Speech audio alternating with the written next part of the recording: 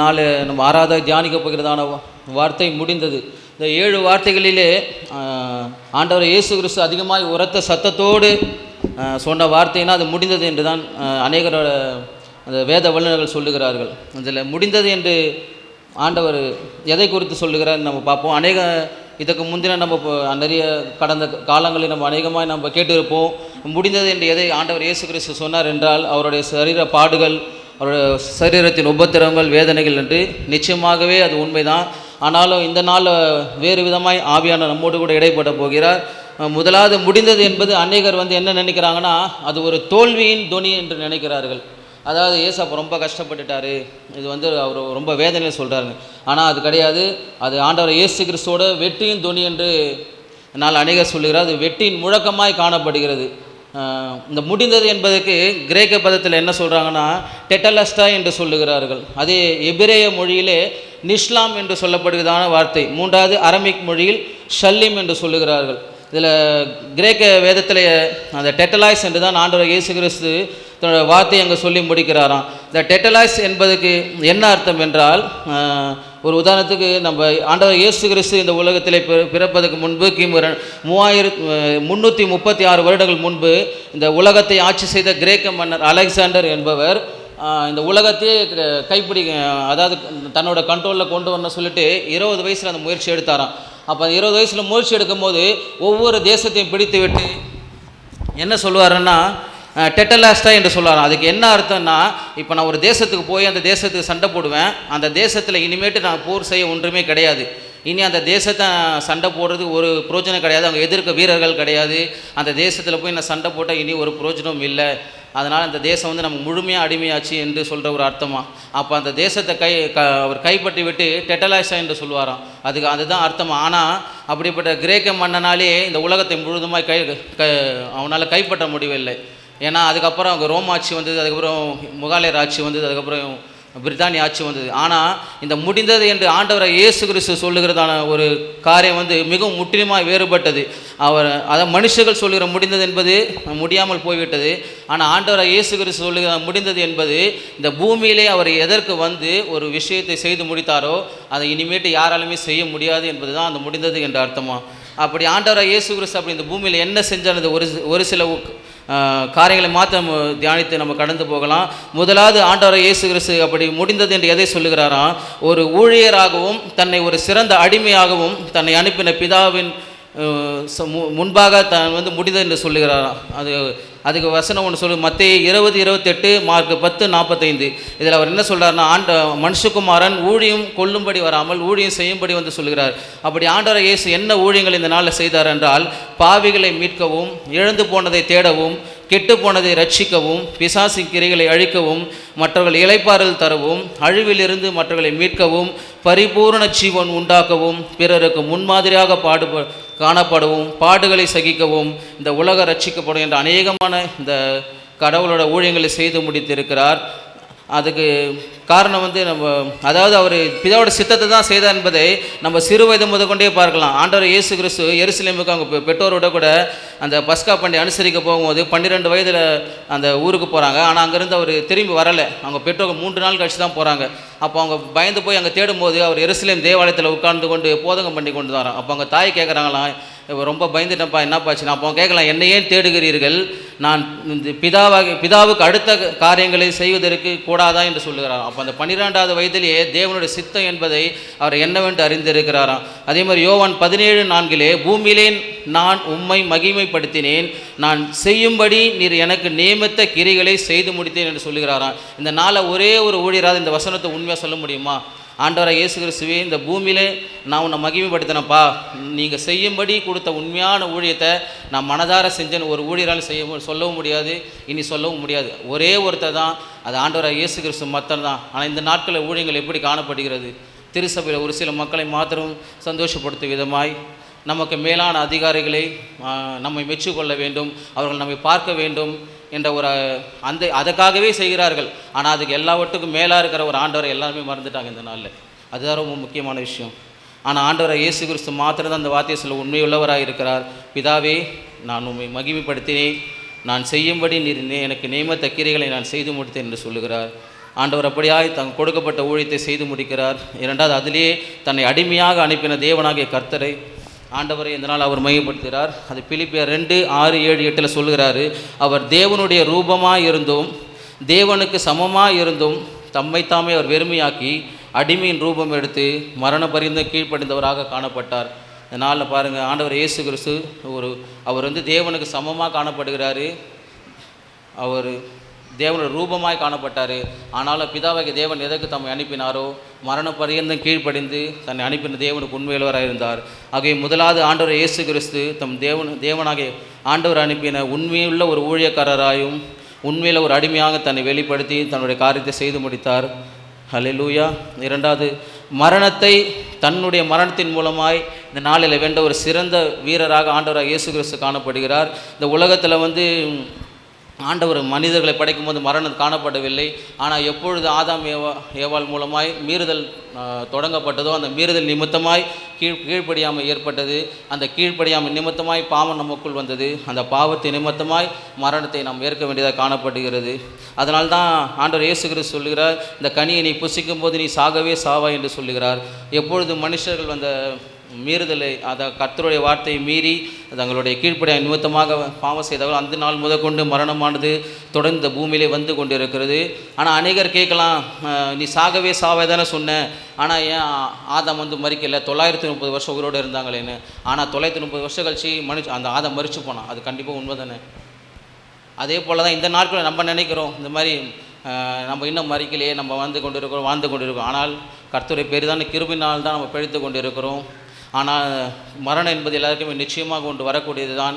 அந்த மரணம் எப்பொழுது முடிவுக்கு வந்ததுன்னா, ஆதாமுடைய காலத்தில் தொடங்கி 4000 வருஷங்களுக்கு பிறகு இந்த பூமியிலே நமக்காக பிரிந்து நமக்காக ஜீவனை கொடுத்த ஆண்டவர் இயேசு கிறிஸ்துவின் மூலமாய் அந்த மரணமானது விழுங்கப்பட்டது. அவர் மாத்திரம் அந்த மரணத்தை விழுங்கவில்லை, அவரை நம்ம விசுவாசிக்கிற நாமும் அந்த மரணத்தை ஜெயங்கொள்ள முடியாதான் இந்த நாள் ஆண்டவர் இயேசு கிறிஸ்து நமக்கு அந்த அதிகாரத்தை கொடுத்திருக்கிறார். அதனால தான் சொல்கிறார், மரணமே உன் கூரெங்கே, பாதாளமே உன் ஜெயமெங்கே என்று 1 கொரிந்தியர் 15:55 அதே போல் கடைசியாக பரிகரிக்கப்படும் சத்துரு மரணம் என்று 1 கொரிந்தியர் 15:26 சொல்லப்படுகிறது. கடைசியாக ஒரு வார்த்தை சொல்கிறேன், எபிரேயர் 2:14-15 மரணத்தின் அதிகாரியாகிய பிசாசானவனை தமது மரணத்தினாலே அழிக்கும்படிக்கு ஜீவகாலம் எல்லாம் மரண பயத்திலே அடிமையாயிருந்த நம்மளை விடுதலை பண்ணும்படி அவர் அப்படி ஆனார் என்று சொல்லப்படுகிறது. இந்த நாள் இரண்டாவது ஆண்டவர் இயேசு கிறிஸ்து இந்த உலகத்தை பிறந்து தம்முடைய மரணத்தின் மூலமாய் நம்மை 4000 ஆண்டுகள் தொடர்ந்து கொண்டது. இப்பொழுது அதை விட இன்னும் 2000 வருஷம், கிட்டத்தட்ட 6000 வருஷமாக நம்மோடு கூட தொடர்ந்து கொண்டிருக்கிற மரணத்தை அவருடைய மரணத்தின் மூலமாய் வென்று அவரை விசுவாசிக்கிற நமக்கும் அந்த மரணத்தை ஜெயங்கொள்ள முடியாத கர்த்தர் கிருபை தந்திருக்கிறார். அதுக்காக ஆண்டவரை இயேசு கிறிஸ்துவை அதிகமாக ஸ்தோத்திரிக்கிறேன். மூன்றாவது ஒரு காரியம், நியாயப்பிரமாணத்தை முடிவுக்கு கொண்டு வருகிறார். அதாவது நாம் பிழைக்கும்படிக்கு நியாயப்பிரமாணத்தை ஆண்டவர் இயேசு கிறிஸ்து முடிவு கொண்டு வருகிறார். நம்ம இப்போ கிருபையின் காலத்தில் வாழ்ந்து கொண்டு இருக்கிறோம். ஆனால் இதுக்கு முன்னாடி காலம் நியாயப்பிரமாண காலம் என்று சொல்லப்படுவார்களாம். அதாவது 10 கட்டளைகள். இந்த 10 கட்டளைகளை ஒருவராலுமே கடைபிடிக்க முடியலையாம். அதனால் என்ன சொல்ல, முந்தின நியாயப்பிரமாண காலத்தில் ஒருவராலும் நீதிமானாய் வாழ முடியவில்லை. அதே போல் அதை ஒருவராலும் கை கொள்ளவும் முடியவில்லை, கடைபிடிக்க முடியவில்லை. ஏன்னா அது அவ்வளோ கஷ்டமாக இருந்தது. எதுக்கு எடுத்தாலும் ஒரு தண்டனை. தப்பு செஞ்சால் கொலை, செஞ்சால் கொலை, பல்லுக்கு பல்லு, கண்ணுக்கு கண். அது போல் ஆண்டவர் இயேசு கிறிஸ்துவோட கட்டளையை கடைபிடிக்கவே முடியல. அதனால் அதுக்கு மரணம் தான் தொடர்ந்து கொண்டே வந்தது. ஆனால் ஆண்டவர் இயேசு கிறிஸ்து அதற்கு ஒரு முடிவை கொண்டு வருவதற்காக தான் இந்த நியாயப்பிரமாணத்தை முடிவு கொண்டு வர முடியாது அதான் இந்த உலகத்தில் வந்தார். அப்போஸ்தலர் 2:47 தான் அந்த புதிய ஏற்பாடு காலம் அந்த சபை உதித்தது. அதே போல் அப்போஸ்தலர் 2:37 முதல் 47 வரை கூட கிருபையின் காலத்துக்கான உபதேசங்கள் ஆவியான நமக்கு கொடுக்கப்பட்டு இருக்குது. அதனால தான் ஆண்டவரை இயேசு கிறிஸ்து அந்த கிருபையின் காலத்தில் தான் இப்போ நம்ம வாழ்ந்து கொண்டு இருக்கிறோம். நம்ம நினைக்கிறோம், நம்ம திருச்சபைக்கு வரதுனால நம்ம பிழைக்கிறோம், நம்ம தினமும் ஜெபம் பண்ணுறோம், அநேகமான காணிகளை கொடுக்கணும்னு நினைக்கிறோம். ஆனால் ஆண்டவராக இயேசு கிறிஸ்து நம்மை பார்த்து கொண்டு இருக்கிறார். இந்த நாளில் ஒரு ஆளுமே சொல்ல முடியாது, என்னை உட்பட கூட சொல்கிறேன், இது இருக்கிற யாருமே சொல்கிறேன், இந்த நாள் ஆண்டவராக இயேசு கிறிஸ்து இந்த உலகத்தை இப்பொழுது வந்தார்னா நான் கண்டிப்பாக கிறிஸ்துவிட போக முடியும்னு சொல்லிட்டு ஒருவரால் உறுதியாக சொல்ல முடியாது. ஏன்னா நமக்குள்ளே அவ்வளோ பாவங்கள் காணப்படுகிறது. ஆனாலும் நம்ம பிழைப்பது அவருடைய சுத்த கிருபையினால தான். ஏன்னா அந்த நியாயப்பிரமாணத்தை அவர் நீக்க போட்டிருக்கிறார். அதனால தான் நம்ம பிழைத்து கொண்டு இருக்கிறோம். ஏசாயால கூட ஒரு வசனம் சொல்லுது பாருங்கள், நம்ம எதையெல்லாம் நீதி என்று நினைக்கிறோமோ அதெல்லாம் அழுக்கான கந்தையை போல் உள்ளதான். நம்ம நினைக்கிறோம் இது நம்ம நீதி நினைக்கிறோமா, ஆனால் ஆண்டவராக இயேசு கிறிஸ்து முன்பாக அது வெறும் அழுக்கான கந்தையை போல தான் காணப்படுகிறது. அப்போ நம்மளோட வாழ்க்கை எப்படிப்பட்டது என்பதை நாமளே நிதானிக்கணும். அதே போல் ரோமர் 10:4 விசுவாசிக்கிற எவனுக்கும் நீதி உண்டாக இருக்கும்படி கிறிஸ்து நியாயப்பிரமாணத்தின் முடிவாக இருக்கிறாராம். அப்போ நியாயப்பிரமாணத்தை முடிவு கொண்டது யாருன்னா ஆண்டவர் இயேசு கிறிஸ்து தான்.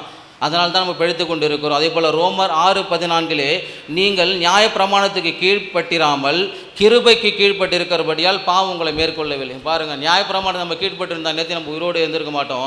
ஆனால் ஆண்டவர் இயேசு கிறிஸ்து மூலமாக அந்த கிருபைக்கு நம்ம கீழ்ப்பட்டிருக்கபடினால தான் அந்த பாவம் நம்ம இன்னும் மேற்கொள்ளாமல் இருக்கிறது. அதுக்கான ஆண்டவராக இயேசு கிறிஸ்து அதிகமாக ஸ்தோத்திரிக்கிறேன். 4வது ஒரு வார்த்தை, ஆண்டவர் இயேசு கிறிஸ்து தம்முடைய பிதாவின் தேவனுடைய சித்தத்தின்படி தம்முடைய இரத்தத்தை சிந்தினாராம். இந்த நாளில் நம்ம பார்க்குறோம், அந்த ரத்தம் எப்போ சிந்தப்பட்டது என்பதுக்கு அநேகமான காரியங்கள் உண்டு. முதலாவது பிசாசு என்ன பண்ணான்னா, தேவனுடைய சித்தத்தின்படி அவரோட ரத்தம் சிந்தப்படக்கூடாதுன்னு சொல்லிட்டு ஆண்டவரை இயேசு கிறிஸ்து பிறந்த நாள் முதற்கொண்டு அவரோடு கூட போராடி கொண்டிருக்கிறார். அதனால தான் இயேசு கிறிஸ்து பிறந்த போது ஏரோது ராஜா அந்த 2 வயசுக்குட்பட்ட எல்லா குழந்தையும் கொலை பண்ண சொன்னாங்களாம். ஆனால் ஆண்டவர் இயேசு கிறிஸ்து அங்கே பாதுகாக்கப்பட்டார். ஏன்னா அது பிசாசு அற்பமாக நேற்றுக்கு அந்த குழந்தைய கொண்டு வந்தானா யாருமே ஆண்டவர் இயேசு கிறிஸ்து பற்றி பேசியிருக்க மாட்டோம். 2வது அதே போல் இயேசு ஊழியத்துக்கு வர்றதுக்கு முன்னாடி 40 நாள் ரொம்ப பசியாக இருந்தாராம். அந்த உபவாசத்தை முடித்து வரும்போது இந்த நாள் அவன் சொல்கிறாரா, நீ இந்த மலையிலேருந்து தாழ குதி, தூதர் வந்து உங்களை கட்டளை உங்களோட பாதத்தை கல்லில் இடாதபடி தாங்கவும் சொல்கிறாங்களாம். ஆனால் அந்த இடத்துல ஆண்டவர் என்ன பண்ண வசனத்தின் மூலமாக தன்னை வந்து பாதுகாத்துக் கொள்கிறார். ஏன்னா கீழே விழுந்தால் ரத்தம் சிந்தப்பட்டிருக்கும். ஆனால் அதை பற்றி நம்ம யாருமே பேசியிருக்க மாட்டோம். அதே போல் ஆண்டவரை இயேசு உபதேசம் பண்ணும்போது எருசலேமில் அந்த திருசபையில் பேசி கொண்டு இருக்கிறாங்களாம். அதை பொறுக்காத அந்த அங்கே இருக்கிற ஊர் மக்கள் அந்த பரிசையில் வந்து என்ன பண்ணுறாங்களாம், அவரை மலையின் உச்சிக்கு கொண்டு சென்று அவரை தள்ளிவிட பார்க்குறாங்களாம். ஆனால் அந்த இடத்துல ஆண்டவர் இயேசு கிறிஸ்து அந்த இடத்துல மறைந்து போனார்.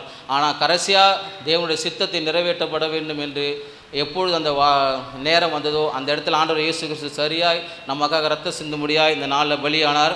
நம்ம அநேகர் நினைக்கிறோம் கல்வாரி சிலுவையில் தான் ஆண்டவர் இயேசு கிறிஸ்து முதல் நம்ம ரத்தத்தை சிந்தினார்னு. ஆனால் அது கிடையாது. அதுக்கு முன்னாலே கெத்செமனே தோட்டத்திலேயே அவர் வியாக்குலப்பட்டு ஜெபிக்கும் போது அவருடைய ரத்தமானது அந்த வேர்வை நாளங்களிலிருந்து வெளிவந்து தான் அப்பொழுது தான் அவரோட தேவனுடைய சித்தம் நிறைவேற ஆரம்பித்தது.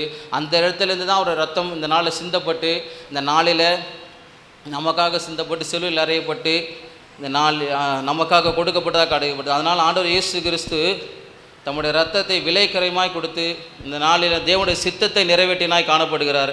அப்படி அந்த 3 இடத்துலையும் அவரோட ரத்தம் சிந்தப்பட்டிருந்து நான் கண்டிப்பாக அவரை பற்றி நம்ம பேசியிருக்க மாட்டோம். ஆனால் நம்மளுடைய பாவங்களை மன்னிக்க முடியாய், நம்ம மரணத்தை விழுங்க முடியாய், நம்ம மீட்க முடியாய் சரியான இடத்துல ஆண்டவர் இயேசு கிறிஸ்து தம்முடைய ரத்தத்தை சிந்தி நம்முடைய தேவனுடைய சித்தத்தை நிறைவேற்றினார். அதனால தான் இந்த நாள் நம்ம பிழைத்திருக்கிறோம். அதுக்காக ஆண்டவர் இயேசு கிறிஸ்துவை நன்றியோடு ஸ்தோத்தரிக்கிறோம்.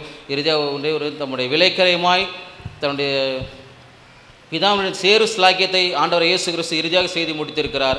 ஏன்னா உலகத்தோட்டம் முதற்கொண்டு இந்த நாளை நம்ம ஆண்டவர் இயேசு கிறிஸ்து நம்ம தேவ சாயலை உண்டாக்கினாராம். ஆனால் அந்த தேவ சாயலை நம்ம இருக்கிறோமா கேட்டால் கண்டிப்பாக கிடையாது. நம்ம போய் ஒரு தனி அறையில் நின்று நம்ம கேட்டு பாருங்கள், நம்ம தேவ சாயலாக காணப்படுகிறோமானா கண்டிப்பாக கிடையாது. ஏன்னா நம்ம இடத்துல அக்கிரமங்கள் பாவங்கள் அவ்வளோ மிகுதியாக காணப்படுகிறது.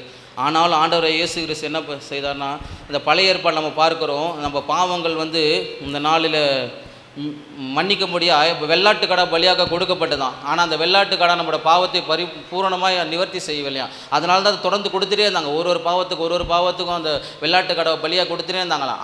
அப்போ என்னாச்சு, அந்த ஒரு பாவத்துக்கு தான் மன்னிப்பு கிடைக்குது. ஆனால் தொடர்ந்து நம்ம செய்கிற பாவங்களுக்கு நம்ம பலியை கொடுத்து கொண்டு தான் இருக்கிறோம். ஆனால் ஒரு பூரணமாக ஒரே ஒரு பலி செலுத்தப்படணும், ஒரே ஒரு மீட்பு உண்டாகணும் என்ற ஒரே ஒரு காரணத்தாக தான் ஆண்டவர் இயேசு கிறிஸ்து தம்மை விலைக்கரையமாக கொடுக்க அந்த காரியத்தை செய்தார். எபிரேயர் 10:10 சொல்லப்பட்டிருக்கிறது, தேவன் தம்முடைய சரீரத்தை ஒரே தரம் பலியிட்டதினாலே அந்த சித்தத்தின்படி நாம் பரிசுத்தமாக்கப்பட்டிருக்கிறோம். அதனால் அவர் தேவனுடைய சமூகத்திலே சிலாக்கியத்தை பெற்றிருக்கிறோம். இந்த நாளில் 5வது சொல்லப்பட்ட காரியம், தம்முடைய இரத்தத்தை விலைக்கரையமாய் நாளில் கொடுத்த தேவன் நாளில் நம்மளோட பாவங்களை மன்னித்து நமக்கும் தேவனுக்கும் உள்ள அந்த பிரிவினை நீக்கி போட்டு இந்த நாளில் நம் தேவனத்தில் நேரடியாக சேர ஸ்லாக்கியத்தை ஆண்டவர் இயேசு கிறிஸ்து இந்த நாளில் உண்டாக்கி கொடுத்திருக்கிறார். கடைசியாக அந்த திரியேக தத்துவம் என்ற முடிவுக்கு கொண்டு வருகிறார். ஏன்னா தேவன் என்பது நமக்கு ஒருவர் தான். அந்த தேவன் எதனால் பிரிகிறானா, அவரோட சாயலாய் உண்டாக்கின நம்ம பாவம் செய்தது நிமித்தமாக முதலாவது பிதாவாக வருகிறார். பிதா என்பவர் நீதி உள்ளவர்.